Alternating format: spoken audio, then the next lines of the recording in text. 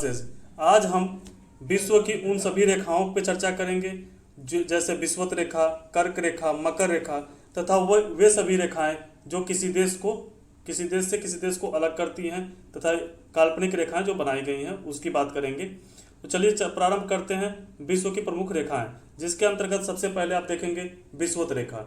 विषुवत रेखा या भूमध्य रेखा कहा जाता है इसे। इसकी विशेषता देखते हैं तो पृथ्वी पर भूमध्य रेखा की कुल लंबाई 40,045 किलोमीटर अर्थात 24,901 मील है। इसकी कुल लंबाई का 78.7% भाग जलीय तथा 21.3% भाग स्थलीय है। स्थल तथा जल पर विषुवत रेखा 13 देशों से होकर गुजरती है। कितने देशों से? 13 देशों से होकर गुजरती है। अब ये जान लेना आवश्यक है कौन कौन से देश हैं। तो सबसे पहले आता है Sao Tome Principe, Gabon, Congo लोकतांत्रिक गणराज्य तथा इसी के साथ है कांगो और कांगो लोकतांत्रिक गणराज्य दो अलग देश हैं। Uganda, Kenya, Somalia, Maldives, Indonesia, Kiribati, Ecuador, Colombia और ब्राजील। तो इन देशों को आपको देखना पड़ेगा 1 से 2 बार, 3 बार देखेंगे आपको ये पूरी तरह से याद हो जाएगा। मैप के माध्यम से भी इसे आप देखने का प्रयास करिएगा। अब आपको एक प्रश्न आता है हॉर्न ऑफ अफ्रीका में कौन कौन से देश आते हैं। तो यह आवश्यक है आपको जानना कि हॉर्न ऑफ अफ्रीका में कौन कौन से देश आते हैं। सबसे पहले इरिट्रिया, जिबूती, इथोपिया और सोमालिया। ये 4 देश हैं जो हॉर्न ऑफ अफ्रीका के अंतर्गत काउंट किए जाते हैं। इरिट्रिया, जिबूती, इथोपिया एवं सोमालिया। कर्क रेखा पर स्थित जो देश हैं वो कितने देश हैं, इस विषय में पूछा जाता है कितने देश हैं और कौन को। इस प्रश्न इस प्रकार होता है कि इनमें से कौन सा देश कर्क रेखा पर स्थित नहीं है। तो आप देखते हैं कर्क रेखा पे 18 देश हैं जो स्थित हैं, जिसमें पहला है हवाई द्वीप जो यूएसए में पड़ता है। आप पश्चिम से पूर्व की तरफ चल रहे हैं।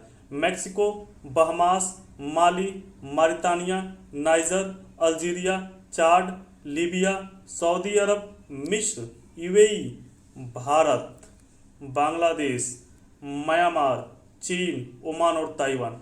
आपको करना यह है कि इसका पीडीएफ आपको हमारे टेलीग्राम चैनल पे उपलब्ध है। उसे निकालकर आप हर देश की राजधानी उसके सामने लिख लेना है, जिससे आपकी राजधानी, हर देश की राजधानी भी आपको कंठस्थ हो जाएगी। यहीं से प्रश्न आपको आता है। तो चलिए अब आगे देखते हैं जो मकर रेखा है। मकर रेखा कितने देशों से होकर गुजरती है। तो 12 देशों से होकर गुजरती है, जिसमें पहला है Brazil, Paraguay, Argentina, Chile, French Polynesia जो फ्रांस पे इसका अधिकार है, बोत्सवाना, ऑस्ट्रेलिया, मेडागास्कर, मोजाम्बिक, दक्षिण अफ्रीका, टोंगा और नामीबिया। नामीबिया अभी चर्चे में रहा है तो पूछा जाएगा नामीबिया से कौन सी रेखा गुजरती है। तो मकर रेखा नामीबिया से होकर गुजरती है। नामीबिया चर्चे में इसलिए रहा है कि वहां से अभी चीते लाए गए हैं। कहाँ छोड़े गए हैं? तो कूनो पार्क में इसे छोड़ा गया। कूनो पार्क मध्य प्रदेश के कूनो पार्क में इसे छोड़ा गया है।